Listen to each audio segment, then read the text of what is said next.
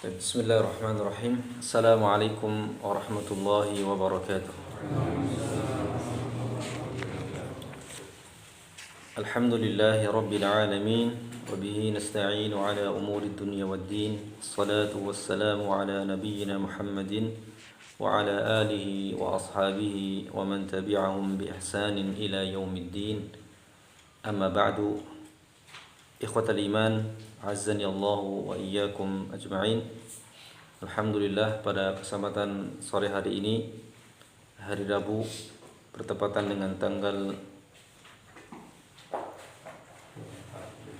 24 Agustus 2022 ya.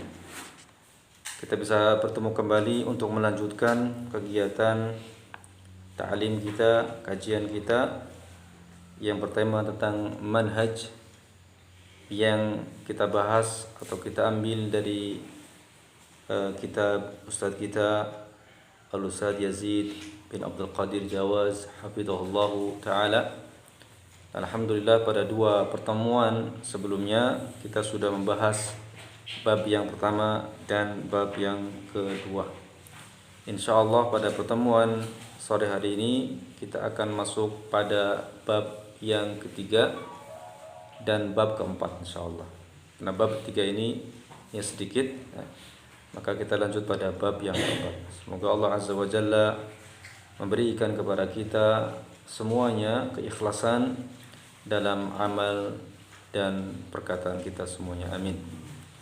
Karena ini adalah ibadah yang agung. Menuntut ilmu adalah ibadah yang agung, yang mana para ulama menjelaskan atau mengatakan bahwasanya mereka lebih menyukai ibadah menuntut ilmu daripada ibadah salat sunnah ya. Ini menunjukkan bahwasanya ibadah menuntut ilmu ini memiliki kedudukan yang tinggi, karena ilmu ini akan mengantarkan kita atau menunjukkan kita kepada kebenaran ya. Al-ilmu sabilun najat ya, kata para ulama, ilmu itu adalah jalan keselamatan ya, sabilu an-najat.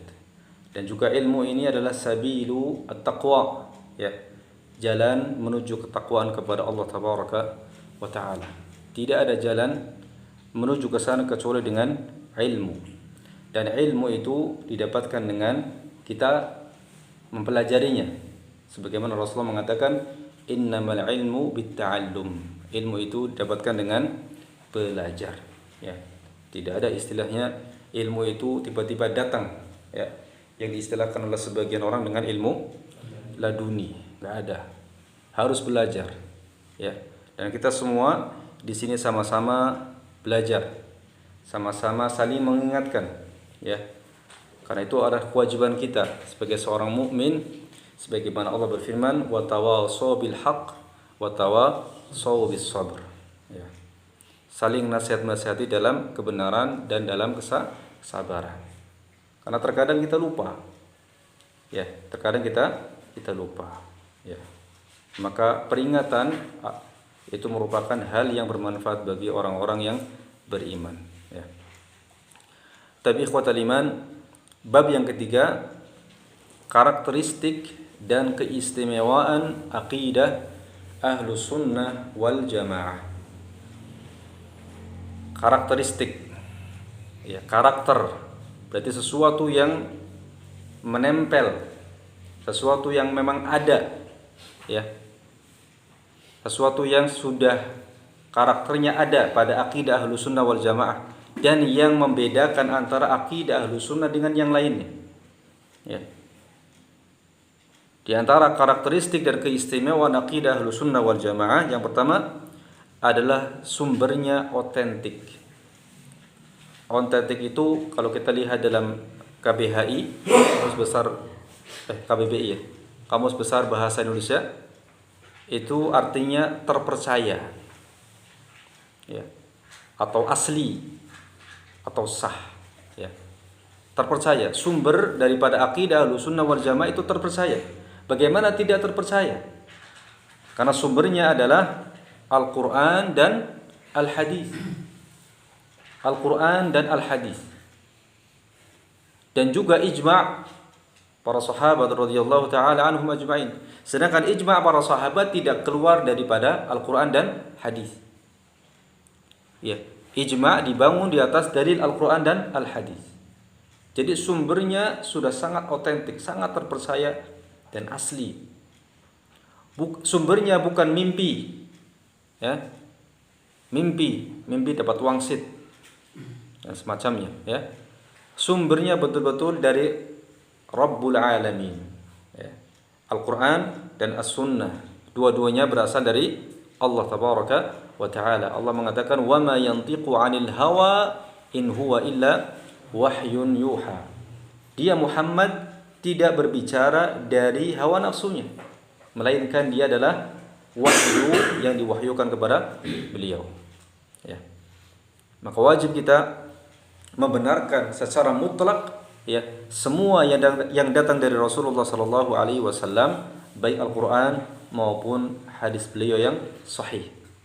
Tapi ingat, untuk hadis ini hadis yang sahih atau sunnah yang sahihah. Ya, karena di sana banyak hadis-hadis palsu, ya, atau hadis-hadis lemah, ya, yang tidak bisa dijadikan sebagai dalil atau hujjah. Ya.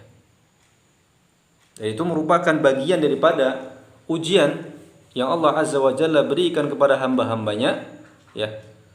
Allah tidak menjadikan perkataan Rasulnya sallallahu alaihi wasallam sebagaimana perkataannya atau kalamnya Al-Qur'an.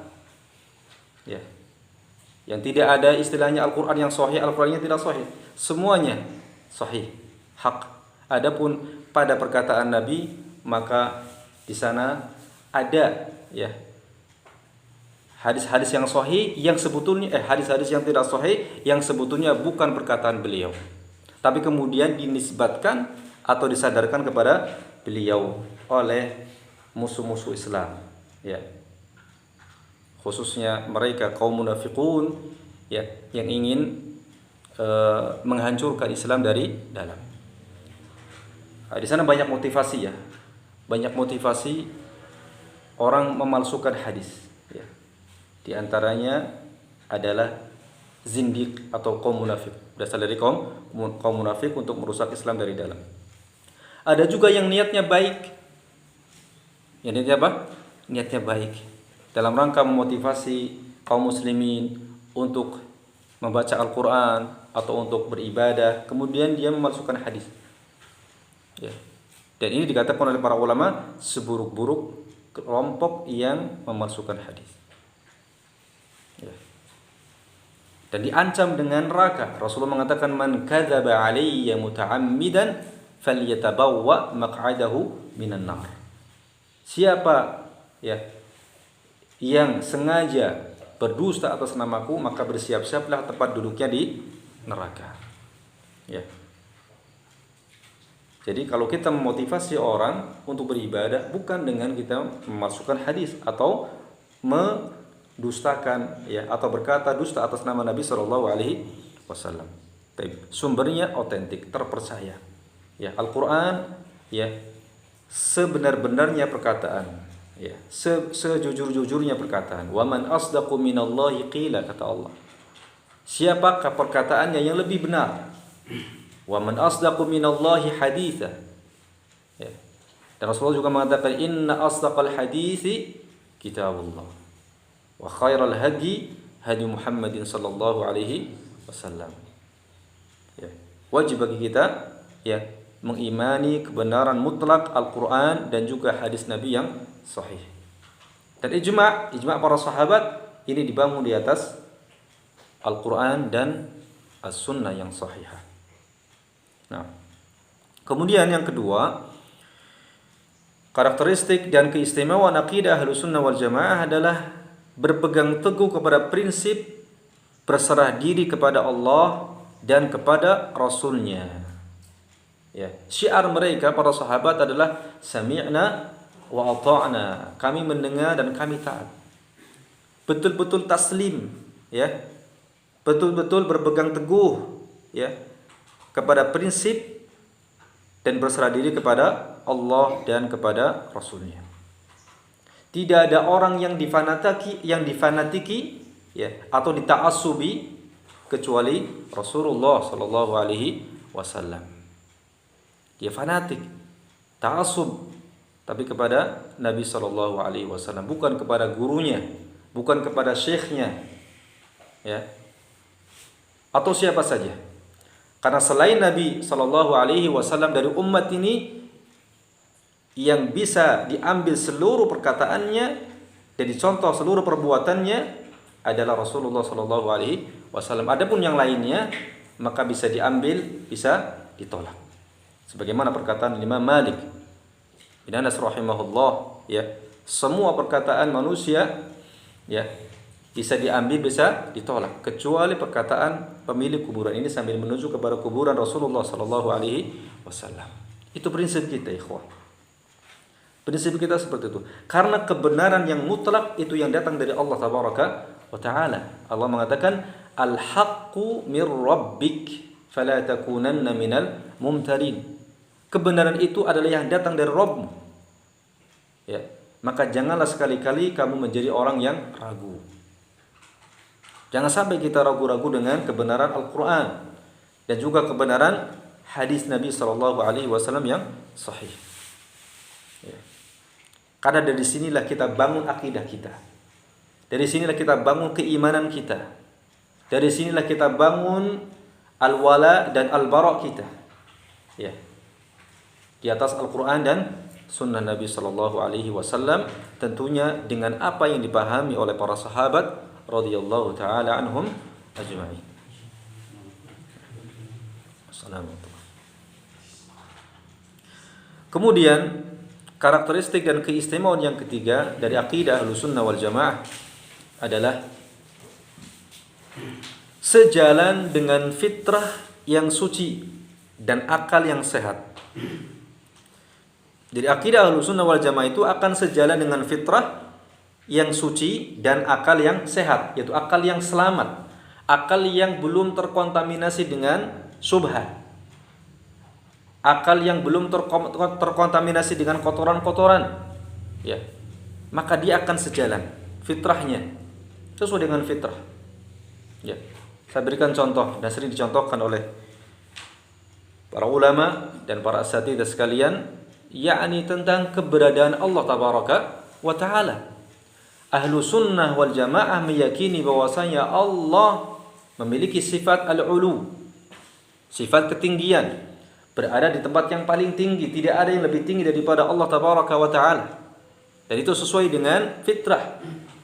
Bahkan orang awam, ya, seandainya dia biarkan begitu saja tanpa dimasuki syubhat, maka akan seperti itu. Ketika dia berdoa ya Rabb, ya Rabb, menengadah ke mana? Ke atas. Itu fitrah. Dan itulah akidah Ahlussunnah wal Jamaah, sejalan dengan fitrah. Ya, sejalan dengan fitrah dan akal yang sehat. Maka ikhwas sekalian, jika akal kita disesuaikan atau dijalankan sesuai dengan Al-Quran dan juga sunnah yang dipahami oleh para sahabat, berarti akal kita masih sehat. Berarti akal kita masih selamat. Tetapi kalau kemudian akal kita ya digunakan untuk menolak Al-Quran atau nas, ya, maka ketika itu akalnya sudah tidak sehat lagi. Dan tidak ada musibah yang lebih besar daripada musibah yang menimpa orang seperti ini. Yang ketika itu dia menjadikan akalnya sebagai tolak ukur untuk menilai kebenaran. Betul, Allah Azza wa Jalla menjadikan akal itu di antara fungsinya adalah untuk membedakan antara kebaikan dan keburukan. Tetapi ingat, akal itu memiliki keterbatasan. Sebagaimana pandangan, sebagaimana pandangan, sebagaimana penglihatan.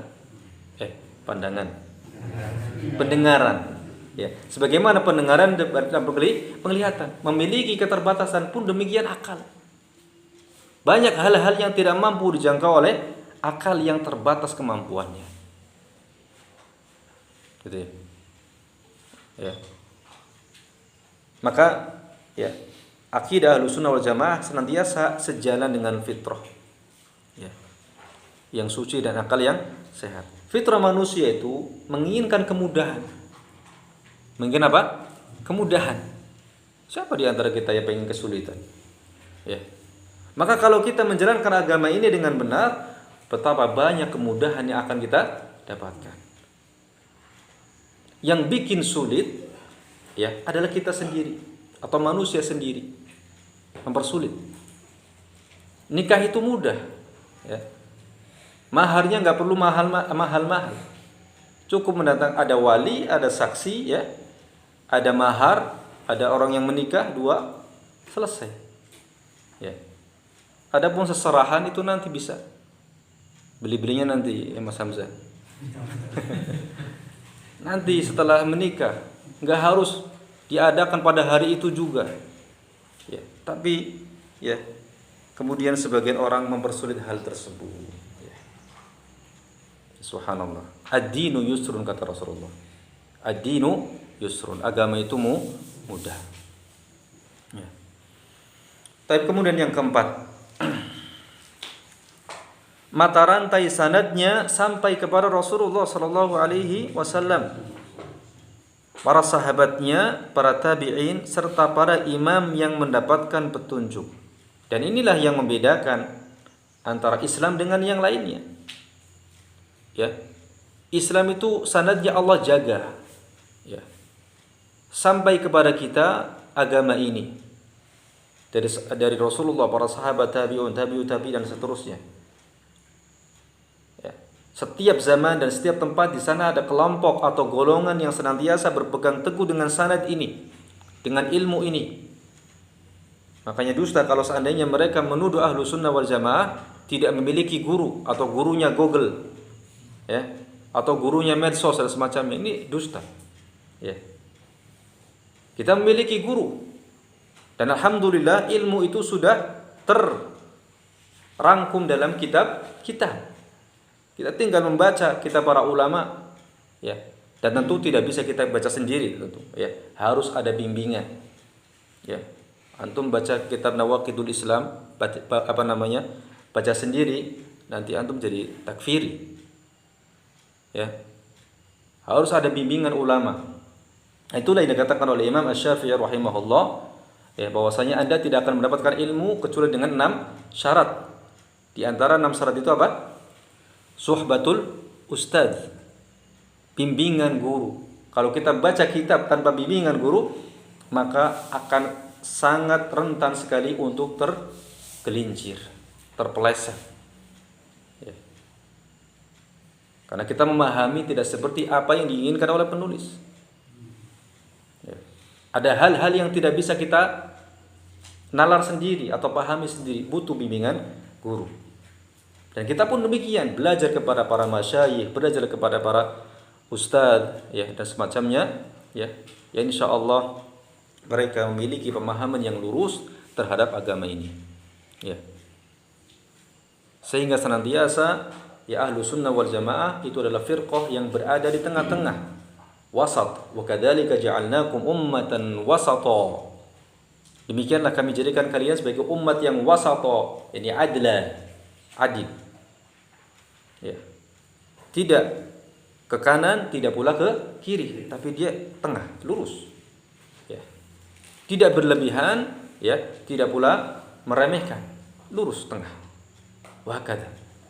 Ya. Senantiasa pertengahan. Kemudian yang kelima, jelas dan gamblang. Ya. Akidah Ahlussunnah wal Jamaah itu jelas dan gamblang, tidak ribet, tidak jelimet.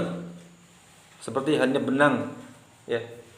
Benang yang jelimet itu kalau dikembalikan itu susah. Ya. Tidak jelimet, tapi gamblang. Ya.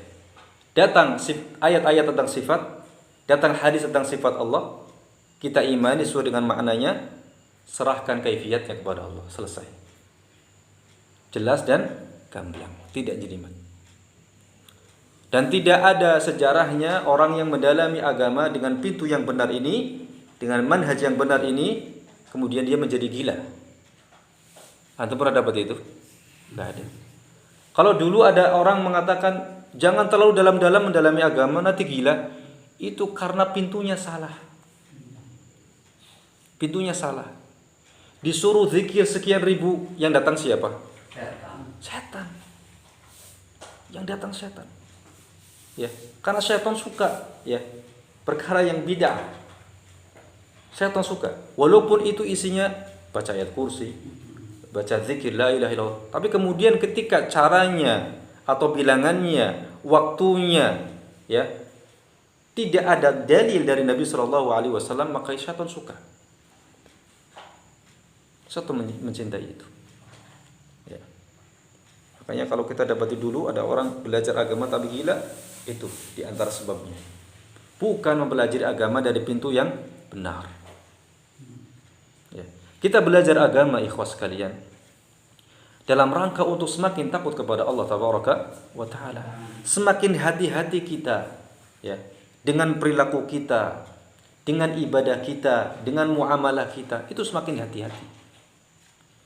Dengan makhluk semakin sayang, semakin rahmat. Kenapa? Karena khawatir kita takut menzalimi mereka. Ya. Karena kezaliman yang dilakukan kepada makhluk itu pada umumnya, kata Syekh Ibnu Utsaimin rahimahullah, itu pada umumnya melahirkan hukuman di dunia sebelum di akhirat. Itu pada umumnya. Ya. Perbuatan menyakiti makhluk di dunia ini Allah berikan ancaman di dunia sebelum di akhirat. Terutama kepada orang tua kita. Kedua orang tua kita. Makanya kita hati-hati. Makanya Syekhul Islam Ibnu Taimiyah rahimahullah mengatakan ahlu sunnati wal jamaah a'lamun nas bil haqq wa arhamuhum bil khalq. Ahlu sunnah wal jamaah adalah manusia yang paling tahu dengan kebenaran dan paling sayang sesama makhluk. Ya. Khawatir menzalimi. Dia tahu hadis Nabi sallallahu alaihi wasallam, "Wattaqi da'watal mazlum fa innahu laisa bainahu wa bainallahi hijab." Hati-hati kamu terhadap doa orang yang terzalimi. Karena tidak ada hijab atau penghalang antara doa dia dengan Allah Tabaraka wa Ta'ala. Walau orang kafir, walau orang fasik, ya. Apalagi dia seorang muslim, ya.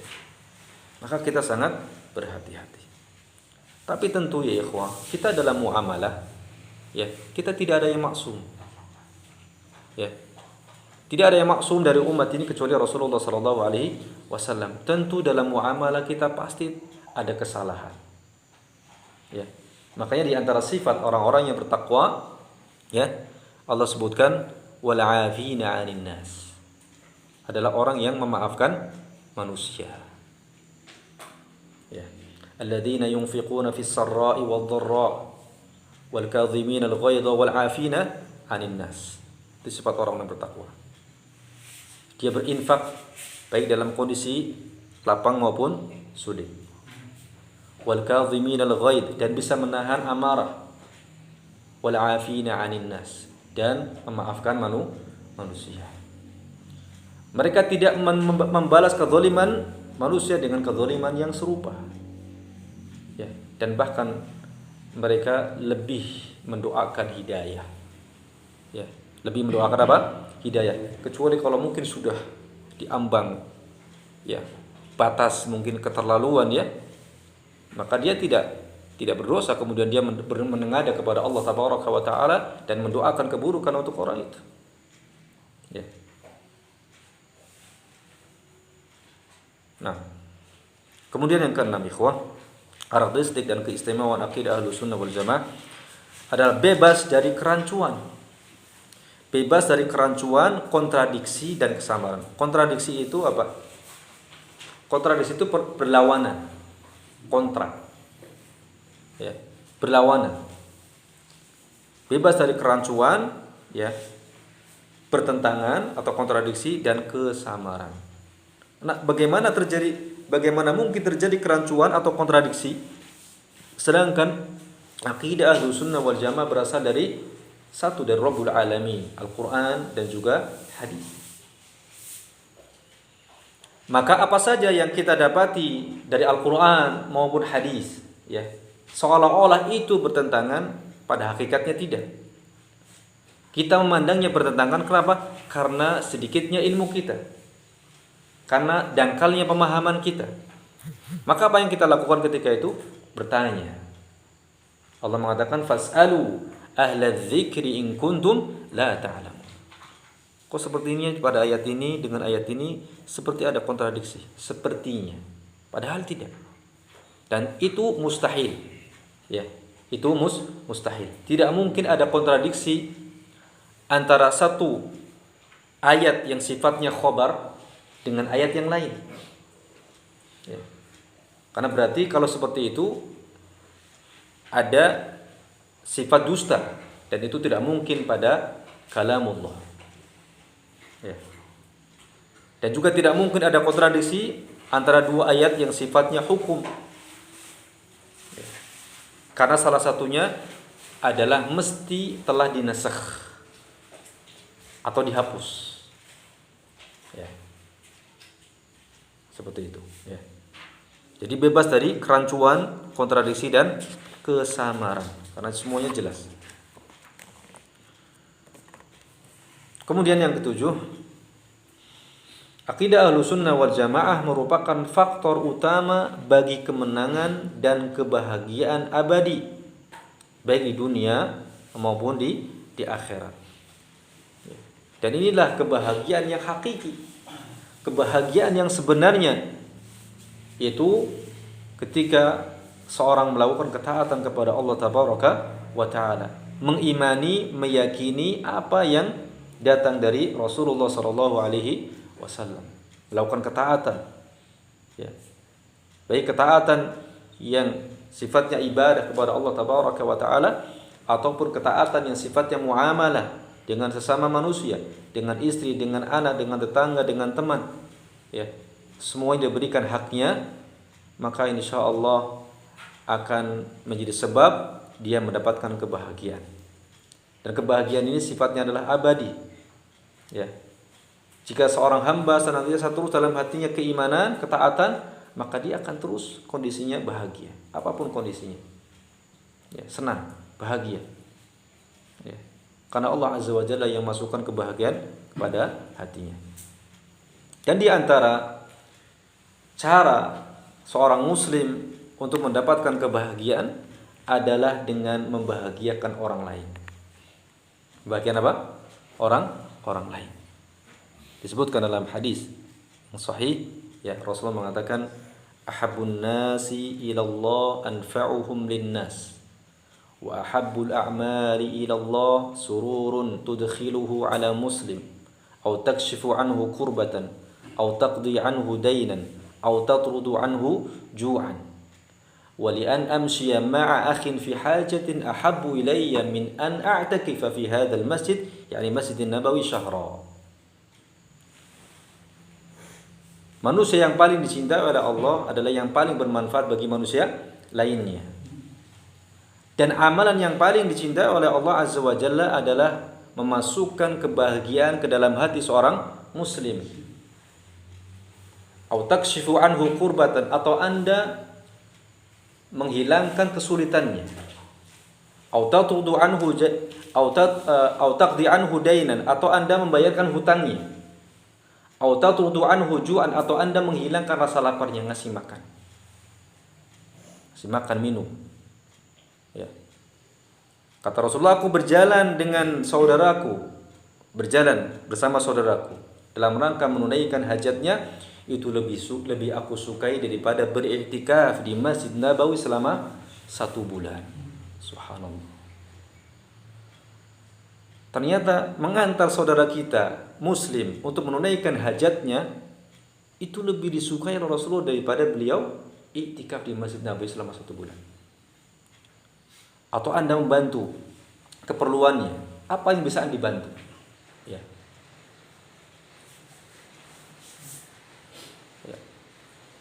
Kenapa ini bisa mendatangkan kebahagiaan? Karena dalam kaidah, dalam agama kita ada sebuah kaidah yang agung, Al-jazaa'u min jinsil amal. Balasan itu sesuai dengan jenis amalnya. Ketika kita masukkan kebahagiaan dalam hati seorang muslim, maka Allah masukkan kebahagiaan dalam hatinya. Ya. Sekedar Anda menjawab pertanyaan orang yang ada di jalan, "Mas, rumah si fulan mana?" "Oh, sana." Ya. Detail lagi, nanti ya, kasih alamatnya, seolah-olah kita sangat semangat untuk memberikan petunjuk kepada orang itu.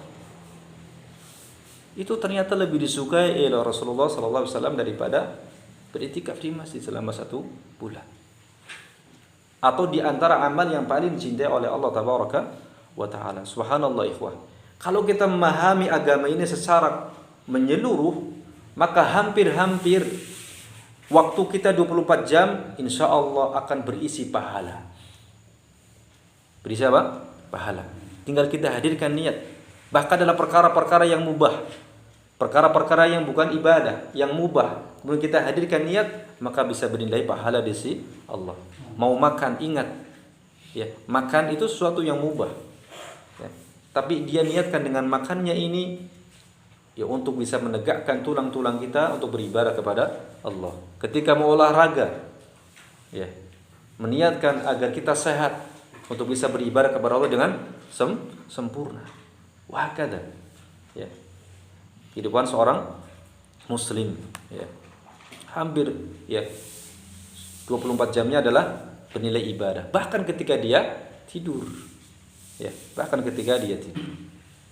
Ketika dia mau tidur, dia niatkan dalam tidurnya itu untuk bisa bangun, ya, minimal sholat subuh tepat waktu, atau lebih utama lagi kemudian lebih dari itu untuk tahajud, ya, dan seterusnya. Tapi jangan tahajud kemudian bablas dari subuh, ya, itu kebalik, Mas, ya.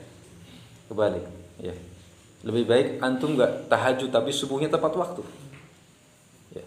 Karena amalan yang paling dicintai oleh Allah adalah yang wajib, ya. Yang sunnah ini jangan mengalahkan yang wajib, ya.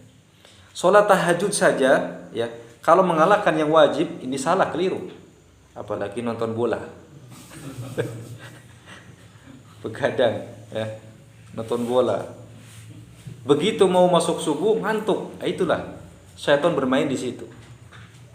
Ya, syaitan bermain di situ. Ya. Ketika belum masuk subuh seger tuh, ayo karena terus disemangati. Tapi begitu mau masuk subuh ngantuk, akhirnya bablas subuhnya. Ya. Baik. Kemudian yang ke-8, akidah ahlu sunnah wal jamaah adalah akidah yang dapat mempersatukan umat. Ini persatuan yang diperintahkan oleh Allah Tabaraka wa Ta'ala dalam Al-Quran. Wa'tasimu bihablillahi jami'an wa la tafarraqu. Dan berpegang teguhlah kalian semua dengan tali Allah dan jangan bercerai-berai.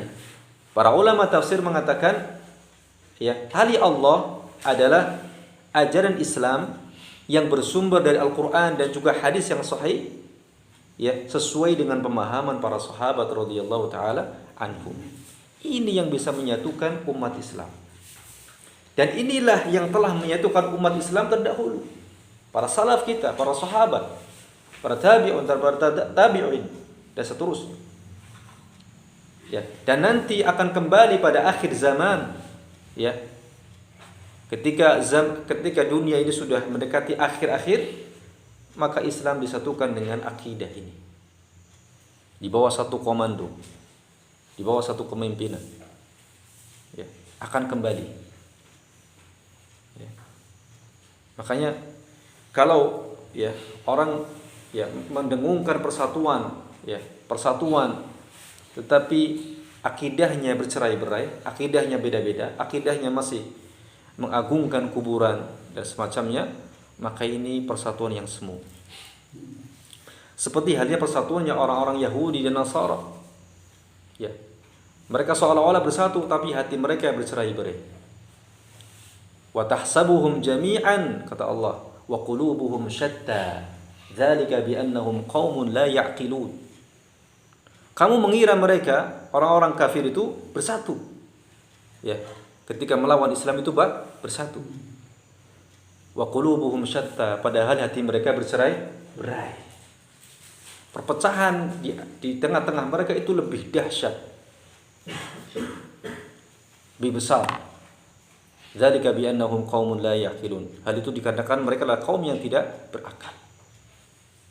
Ya.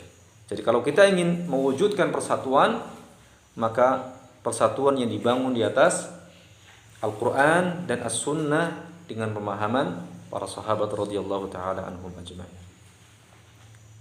Antum akan dapat ya Ahlus Sunnah dimanapun dia berada, di belahan bumi manapun dia berada, maka akidahnya sama, tata cara ibadahnya sama, cara sholatnya sama, cara zikirnya sama.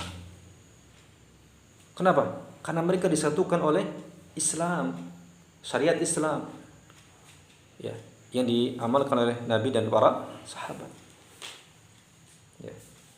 Dan itulah cara Allah Azza wa Jalla menjaga persatuan di antara umat Islam. Ya. Tapi sudah sunnatullah, iradah kauniyah qadariyah Allah tabaraka wa taala, bahwasanya umat ini terpecah menjadi 73 kelompok. Ya. Yang selamat kata Rasulullah adalah satu. Kalau satu dibanding 72, lebih banyak mana? Pasti yang 72. Dan itu waqi yang terjadi. Dan ini menunjukkan bahwasanya apa yang dikatakan oleh Rasulullah itu benar-benar terjadi. Dan ini menunjukkan bukti kenabian beliau, kerasulan beliau. Beliau mengabarkan sesuatu, ya, perkara gaib. Dan itu terjadi. Ya. Dan ini bukan berarti kemudian kita mengkafling surga, enggak. Ya.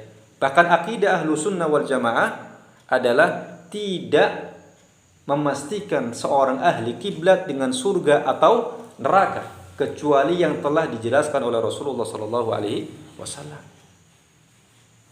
Ya. Kita semua tidak ada jaminan. Tidak ada jaminan. Ya. Kecuali jika kita meninggal di atas Islam. Ya. Kalau meninggal di atas Islam, na'am. Man qala man akhiru kalamihi la ilaha illallah dakhalal jannah. Ya.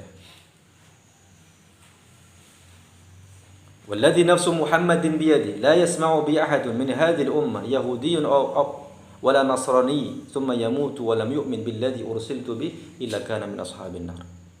Siapa saja dari umat ini yang mendengar tentangku, ya, baik itu Yahudi maupun Nasrani, kemudian dia mati dalam keadaan tidak beriman dengan apa yang aku bawa, artinya mati dalam keadaan kafir, ya, tidak beragama Islam, tidak mentauhidkan Allah, kecuali dia adalah penghuni neraka.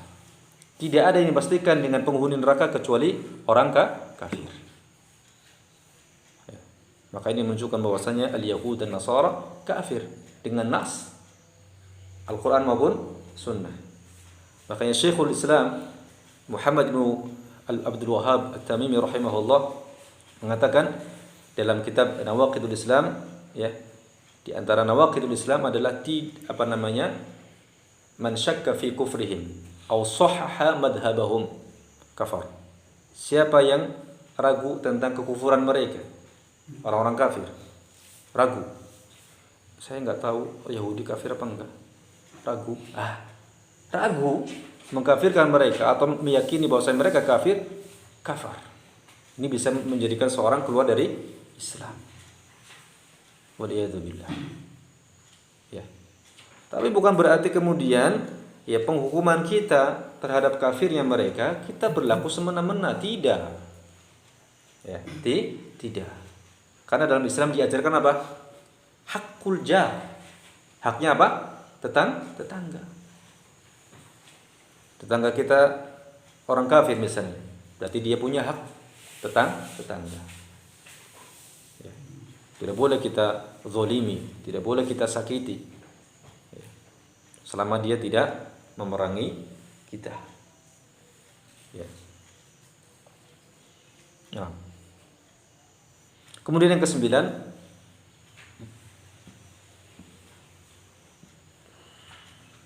karakteristik daripada akidah Ahlussunnah wal Jamaah adalah tetap utuh, kokoh dan langgeng sepanjang masa. Apa yang diyakini oleh Rasulullah dan para sahabat ketika itu, maka itu yang diyakini oleh seorang muslim atau seorang mukmin. Apa yang diajarkan oleh Nabi Shallallahu Alaihi Wasallam pada saat itu juga relevan diajarkan pada saat ini.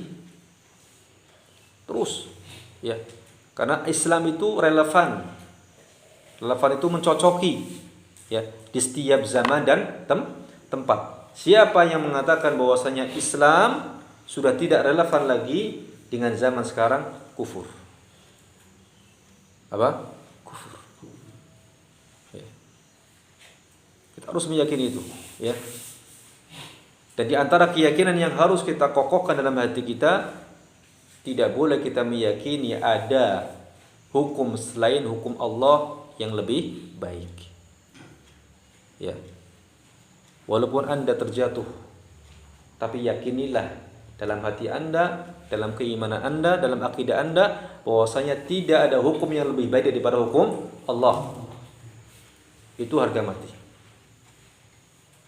Ya. Kalau Anda meyakini ada hukum selain hukum Allah yang lebih baik atau sama, ini adalah kekufuran. Na'udzubillah.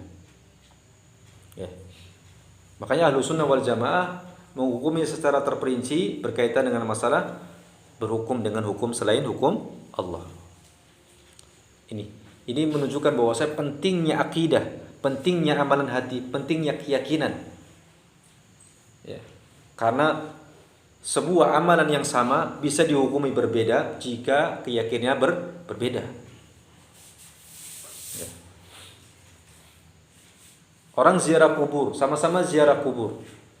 Misalnya, yang pertama meyakini bahwa yang memberikan keberkahan adalah penghuni kuburan.